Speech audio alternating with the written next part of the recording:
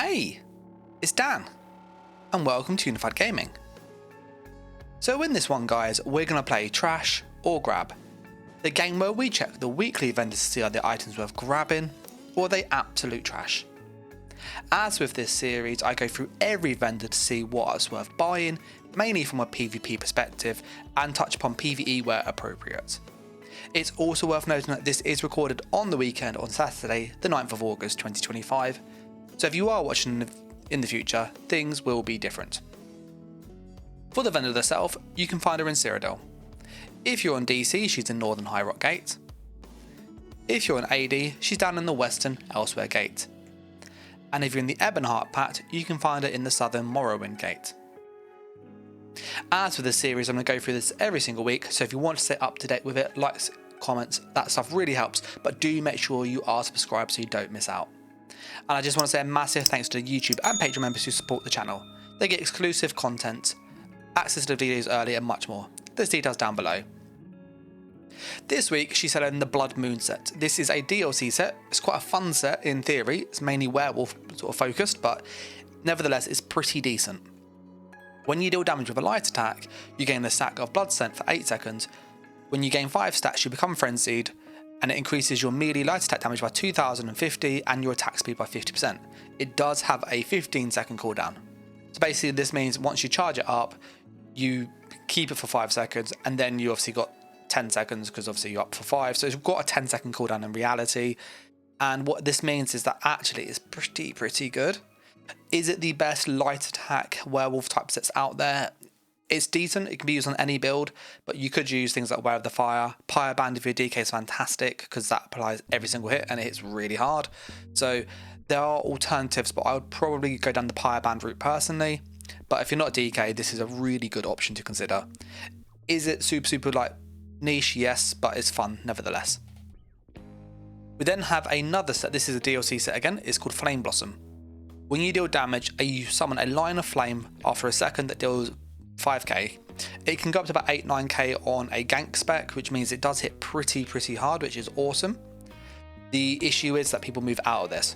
So the only way to guarantee that this lands every single time is to abuse some of the crystal weapon shenanigans and do something like crystal weapon heavy attack that will guarantee a stun and also some delayed burst, which means you get the good damage from the crystal weapon and the heavy, and you also get the set to fire. Are there better sets? Yes, in my opinion, but this can be nice and it's quite a fun set. It just does miss quite a bit, so I wouldn't rush to get this. Cinders on Anthemill is a better version, in my opinion. We then have Smuggler's Necklace. When you drink a potion in combat, you gain Expedition. It's a 30% movement speed buff. It's terrible. Don't buy this. It's a waste of money. You have Avanis's Necklace. After completing a fully charged heavy attack, you get Major Mending, increasing your healing done. The duration is increased with each rank of the Restoration passive, and it focuses on the Essence Drain. In my opinion, this isn't really good because Major Mending is quite easy to get, especially if you're a healer. You just heavy attack all the time anyway, so you can keep this up most of the fight. And on top of that, you can get Major Mending from just other sources as it is, so again, I wouldn't rush to get this. There are better sets. We then have 2 DLC shoulder pieces this time. We've got Veladrift. As with the DLC sets, and especially if they're shoulders, I always recommend considering them because you save Undaunted Keys, which is time and effort. You also, it's a DLC set, so you don't have to buy it if you don't have ESO+, so I always look at these a bit more favourably than normal. Veladrift itself is not a bad set. When you deal damage, you have a bit of RNG chance, 20%, to spawn 3 disease spores in front of you. They do damage. The enemy can only be hit by 1 of these, so it is worth noting that if you get 3 proc, all 3 don't hit them. It's normally just 1. So it's not a huge amount of damage. It is very RNG. If you can come out of a gank and this proc straight away, it's so much damage. But it doesn't land consistently, so I wouldn't rush to get this. It's like a fun set, that's about it in PvP. PvE wise, it's not, it's decent for DPS. It's just a free DPS set. And if you're missing a monster set, go get this. We then have Vykosa. When you bash an enemy that you've taunted, so mainly tanks, you apply Cowardice to them. It's Major Cowardice, which reduces their damage by a lot. It does work in PvE, so it's really good damage reduction against a boss, which means they do a lot less damage. People stay alive easier, so this is a really good tank set. The problem is with all tank sets, if you're running in an optimized dungeon group, the tank should run Spalder of Ruin. It's a mythic item. It goes on the shoulder piece, which means you can't run this. So if you're going to be a tank and you're like optimizing for just DPS to boost a group, you wouldn't really run a monster set because Spoil of Ruin is so good on a tank. It's so much free damage for your group. But if you don't have that or you don't want to use a mythic, this is not a bad option. It's worth considering at the least. And again, it's a DLC set, so I'd always suggest like, have a look. Are you collected? If not, maybe buy them for the sticker book at least. So that's the golden vendor this week. A few good things like the blood drinker thing, the blood moon necklace is pretty cool. The monster set Velodrift's okay. It's not terrible, but it's okay. And Vicosa again is okay. The Flame Blossom is one to worth consider if you're after a bit of fun. You know, it's not a bad one. We are going to hop on into the Infinite Archive now.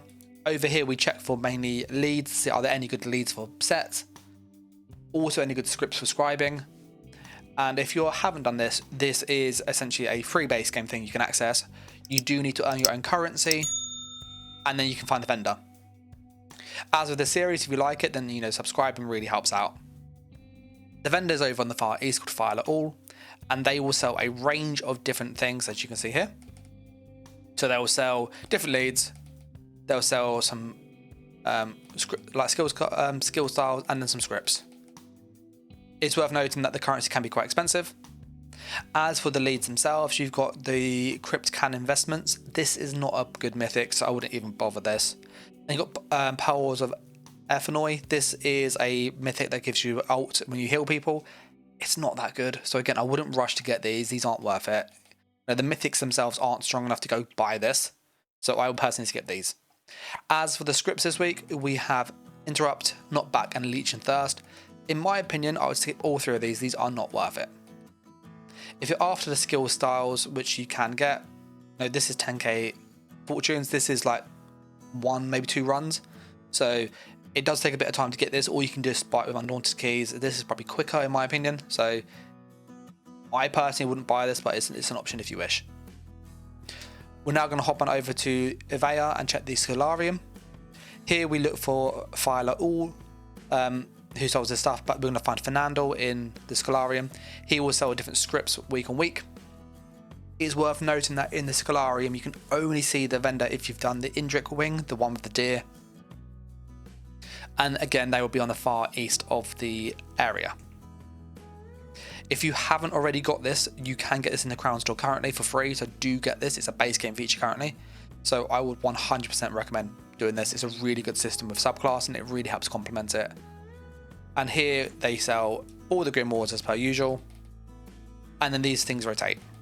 This week we have Brutality and Sorcery, Lifesteal, Flame Damage, and War Mage's Defense. The class mastery is always there. In my opinion, these aren't too good. You know, there isn't anything here that I'm going, really buy this, is really, really good. Brutality and Sorcery, you don't really run it on scribe skills in all honesty. You just normally use Rally, or you use Degeneration or class skill, so it's not really needed. The lifesteal's not good enough. It's just, you know, just why would you do that? Flame damage, it's okay, but you can get this quite easily anyway, and you get the magic one that's the same damage. This is only good against the vampires in PvP. The shock's normally better for class mastery type stuff with sorcerers, so again, flame isn't the one I rush to get because it's not that good. There's not many good flame boosts in like the class passives. And then the War Mage's Defense, it gives you a bit of shields when you use certain skills, but the shields are quite low, so again, it's not really worth it. It is worth noting that these prices are 5 times if you don't own one.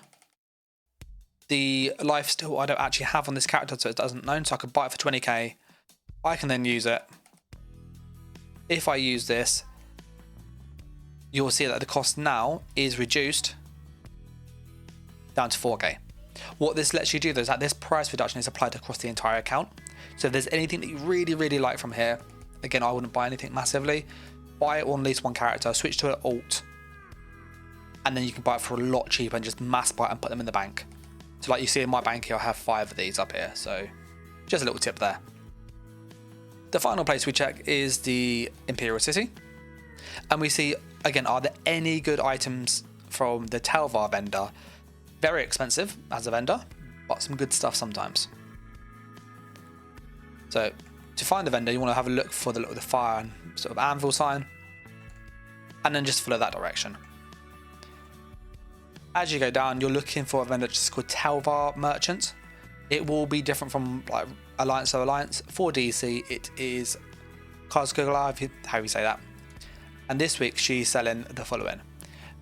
The jewelry is Battlefield Acrobat and Phoenix. Never buy the jewelry, you can just buy it from players, it's cheaper, so just always skip these. But the leads is for Saint and Seducer and for Monomyth. The Monomyth leads are quite cool. You do need obviously Solstice. In my opinion, I have found and like farmed Monomyth in about an hour, like start to finish all 5 leads and dug them up. The leads drop really easily, they're really easy to get, so I would not buy any of them, it's just a waste of money. The Saint and Seducer ones, they're not bad. It's a good mythic. Is it worth 25k Telvar? I don't think it is, but if you're desperate for the lead and you don't want to farm it, you can do this here. The leads aren't too bad for this one either. For the scripts, you have Evasion, Uncertainty, Frost Damage, and Cavalier's Charge. These are pretty cool. The one that I would really suggest buying on very niche builds, Cavalier's Charge. It's quite a good script. What this does, it gives you increased damage on skills like Banner Bearer when people are fast. So if you use our superstar on PC, which is fantastic, there's a scribing simulator. If you look at Banner Bearer, you can put things like shock damage to increase all your group's damage. Crusader's Defiance, which is the defense one, and go with Courage, will change this though to Charge. You get bonus speed as you get bonus damage as you have higher speed, and you get bonus damage from Courage. So it's like 900 damage fully buffed with a 6% damage boost. It's huge damage. It's really easy to sustain. You could then do things like, well, let's put on Immobilize. Now I can't be snared, can't be immobilized. I get bonus damage, I get bonus damage. Or we can put on Resolve here. Got bonus damage, got bonus armor. If you're a Templar, you can use Class Mastery and then get armor here. So there's lots of ways you can use this. So this is quite a good one to have, but the charge is really nice. But that is it, guys. A few good things. I wouldn't rush out to buy anything personally, but that's just worth looking at. The one thing worth mentioning is that the Frost script is quite nice. If you play a Frost build, it's quite a good script for certain like classes. Explosion uses the Frost one on the Warden, so you know that build is coming out soon, but it's quite expensive, so I wouldn't rush to it, but it's worth considering. The charge one I just found really hard to farm, so this is one I probably would buy. But yeah, I'm going to wrap it up here. I'm just going to say a massive thanks for the likes and the comments and the subs. It really helps out. And if you want to support the channel, you know, to help continue growing and so on, get access to videos early, there's details down below. But as always, I'll catch you next video or stream. So thanks for watching. Take care and bye.